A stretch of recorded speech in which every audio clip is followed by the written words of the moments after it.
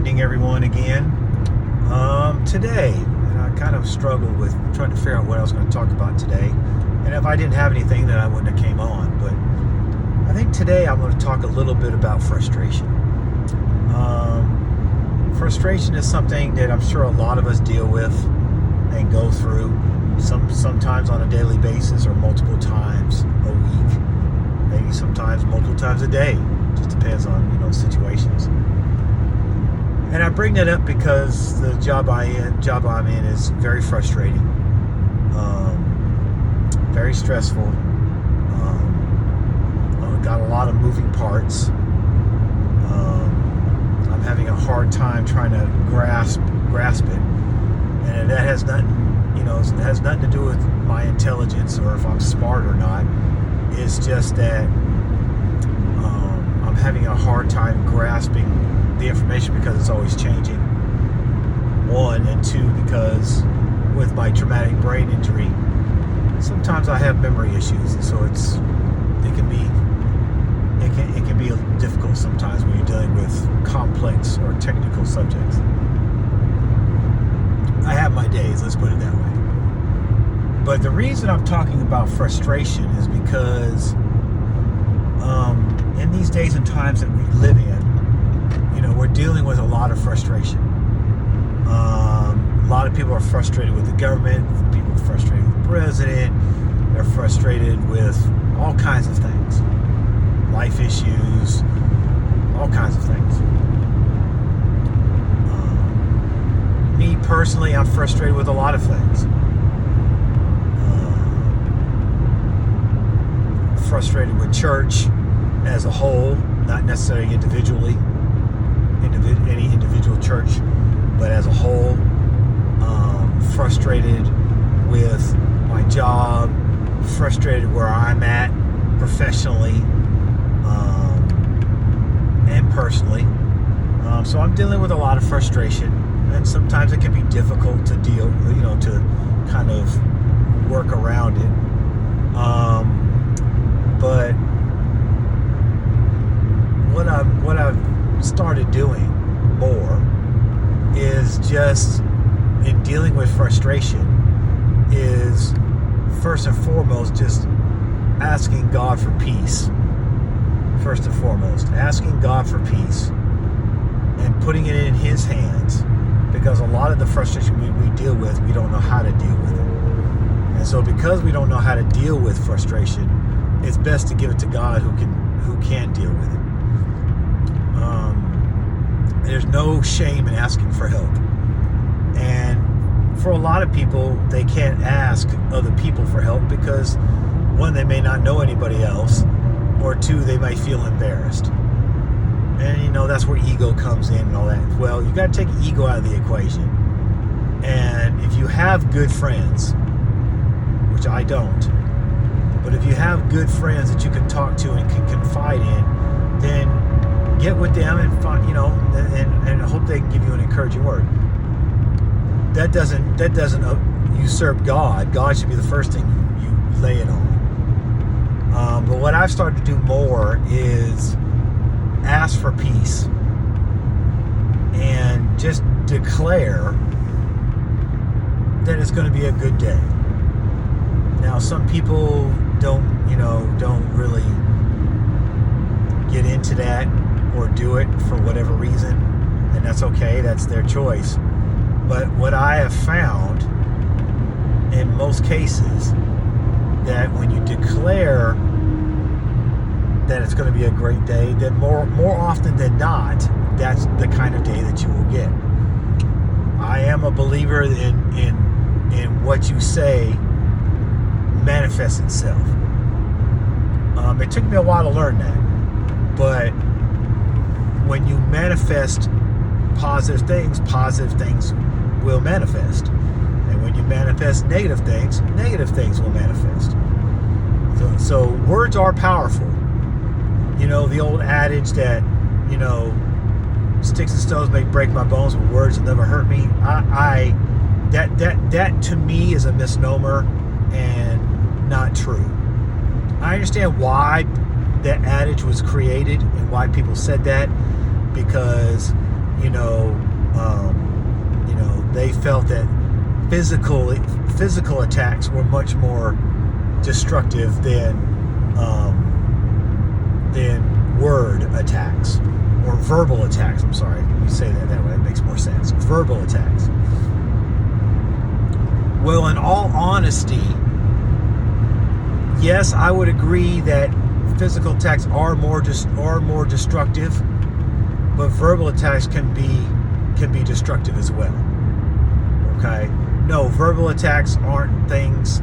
If somebody verbally attacks you, it's not going to break your bones or cause physical harm. But it does cause.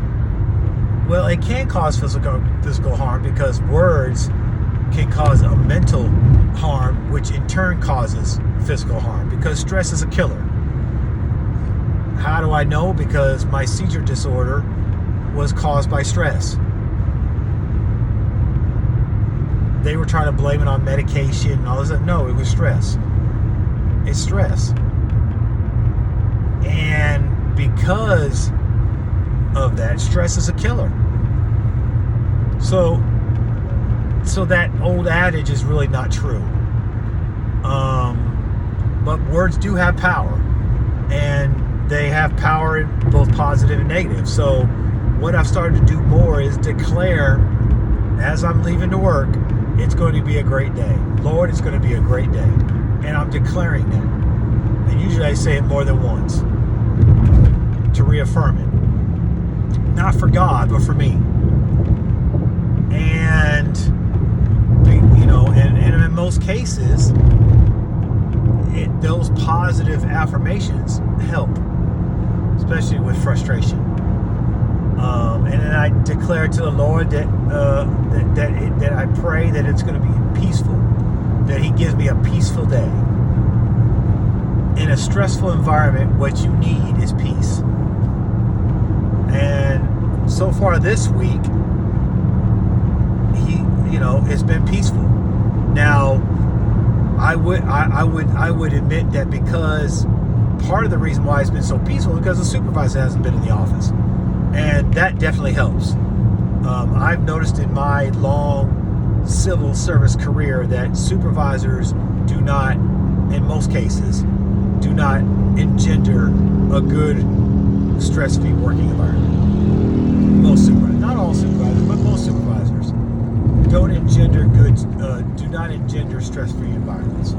They're always causing stress. And so it definitely helped that she was not in this week. That helped out a lot. But the Lord answered prayer, and so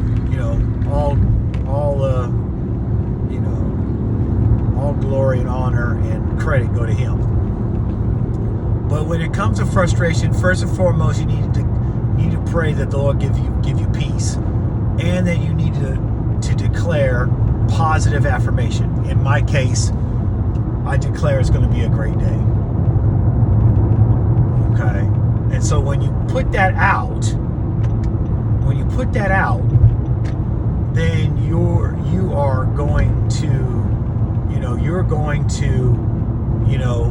putting that out you're putting that positive affirmation out to where you're setting your day off right. Let me just put it like that. You're setting your day off right. And so you're already starting your day on a positive note.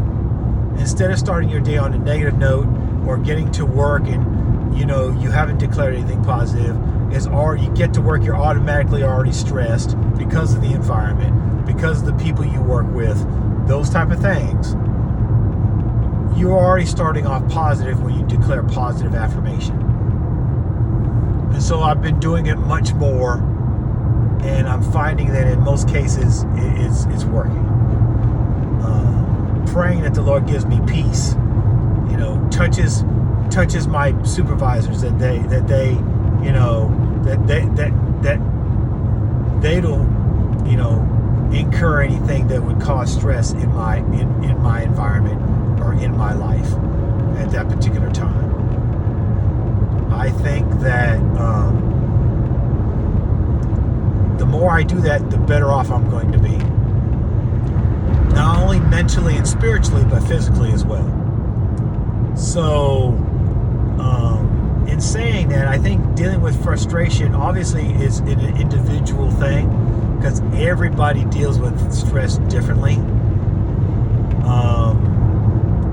And so because everybody deals with stress differently,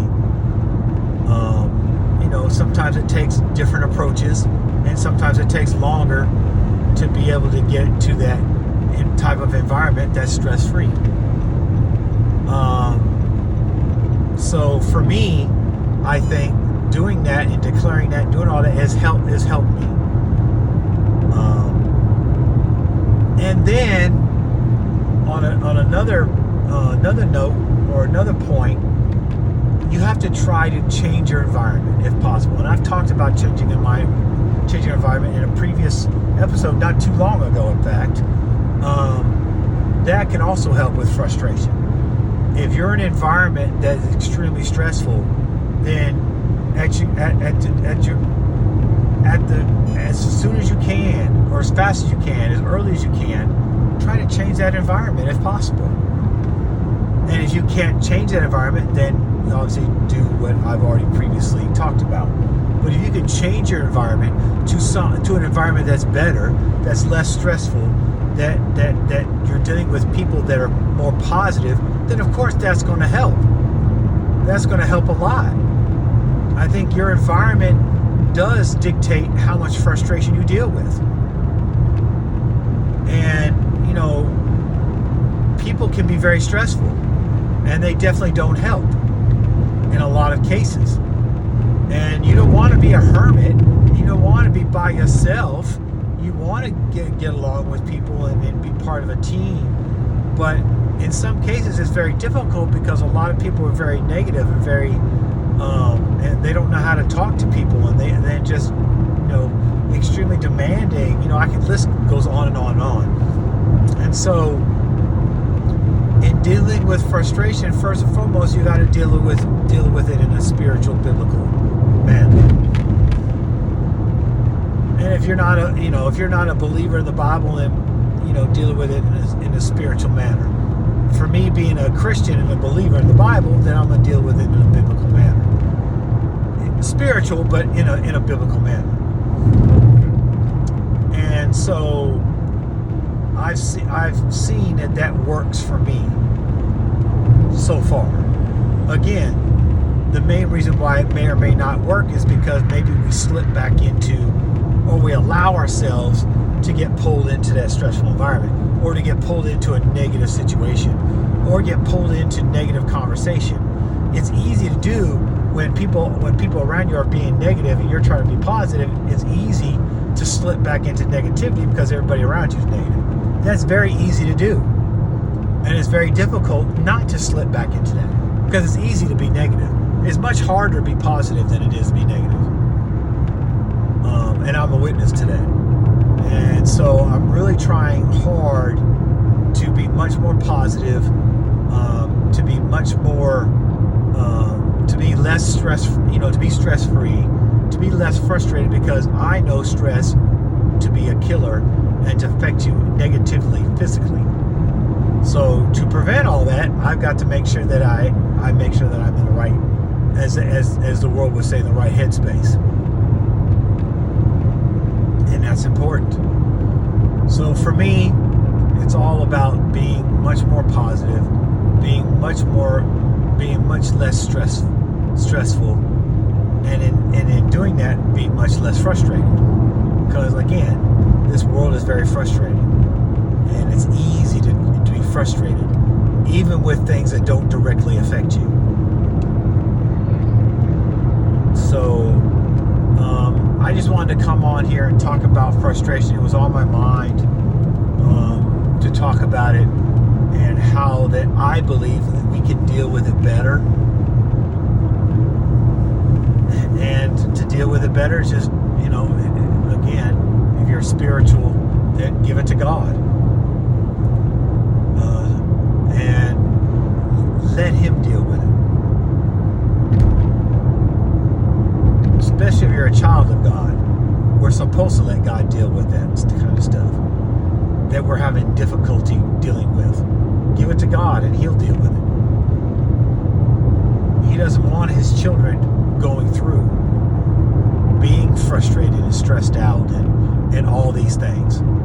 that's not what he wants his children to be.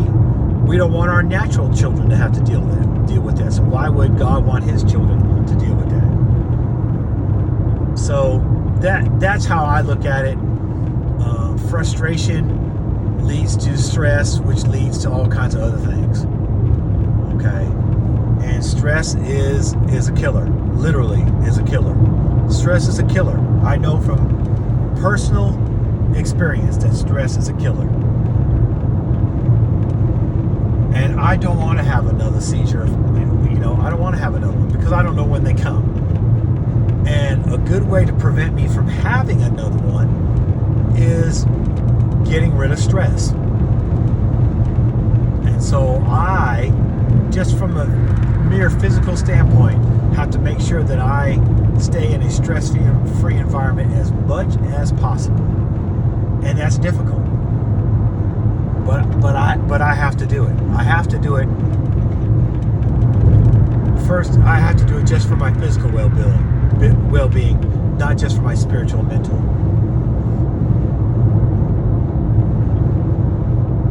And so that's what I've been trying to do, and do much more and be better.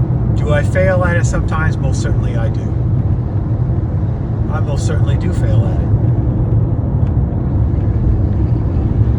Certainly do. But I pray that I succeed much more than I fail. And most of the time, the reasons I fail is because I allow myself to get pulled back into negativity. And so, in most cases, it's my fault. And so I got to work on that. And I got to pray. I got to give it to God. Say, help me. I need the strength. Pray for strength when you're dealing with negative situations. Pray for strength that you can stay positive throughout the day. If you got that one person on your job or wherever that's positive, stick to them like glue.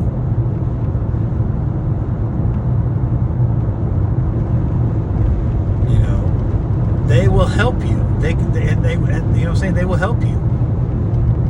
Give you an encouraging word. Pull you off to the side and if they see that you're going through, and pull you off to the side and encourage you and say, it's going to be okay. I'm here for you. We're going to, stick to them like glue. We have to do better about getting rid of negative people around us. We have to do better about getting rid of negative people.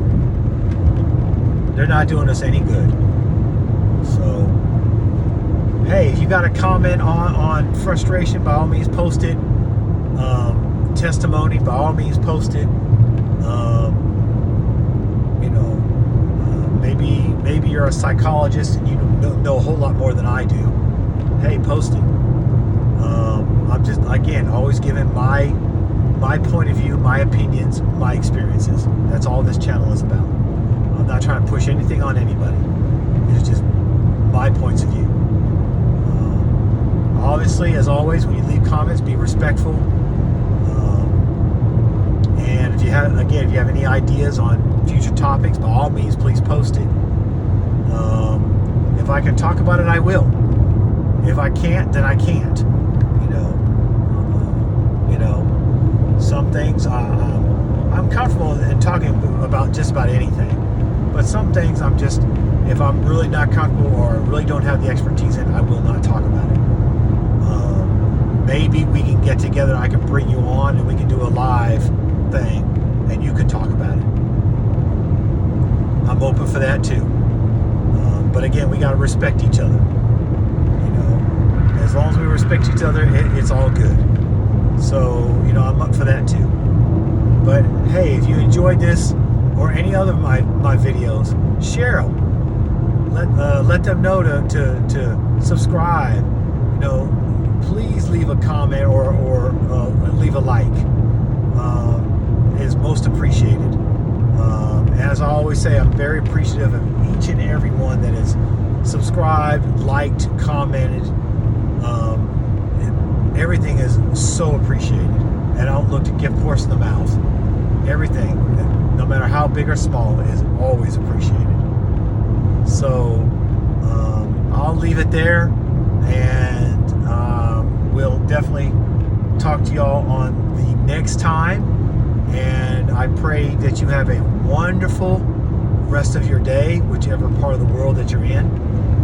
And again, we'll talk on the next time. God bless you.